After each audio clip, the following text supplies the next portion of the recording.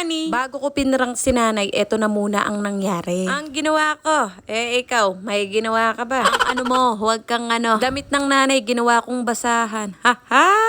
Magluluto ako kapreni, bago ko nga gawin yun, ay nilinis ko muna ito. Para kapag nag-video, wala kayong makikitang ebidensya na madumi. Dugyot nga kamo, sabi ng basher noon. Bakit naman ganun ang voice over ng kapreni? Budang arte, ay sus. Ginamit ng mantika, ginamit pa ulit. Sayang Kinulang kaya naglagay pa ako. Magkakalamaris ako at napakatagal na ng pusit na to. 2 araw na. Ay, grabe naman. Ay pagkakaayos na ng background natin dito sa kusina, kapreni. Hindi ako makapaniwala, sa totoo lamang. Hindi kita tatantanan. Ha ha, charot lang.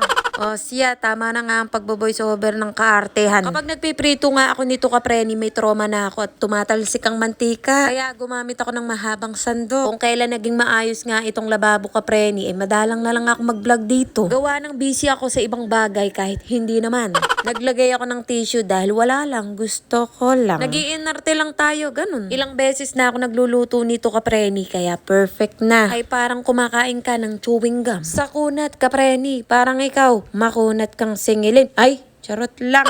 At gumawa din ako ng sausawan ng pangmalakasan. Unang sausaw, asim kagad. Mag-aamoy putok ang hininga. Oy, biro lang. Ikaw naman, bawal magalit dito, ha? Dapat ako lang. Sorry na. Ang Daddy Chester, kakagising lang. Noon nandito nga siya, mga kapreni, sabi ko, ang pinagsisilbihan lang ay may trabaho. Bakit nung nagtatrabaho na siya, ay wala man lang daw nagsisilbi? Hayaan mo, asawa ko, pag uwi mo, wala kang gagawin, kundi ako ang lahat ang gagawa. Ay talaga namang masisiyahan ka sa gagawin ko. Uy, ano yan?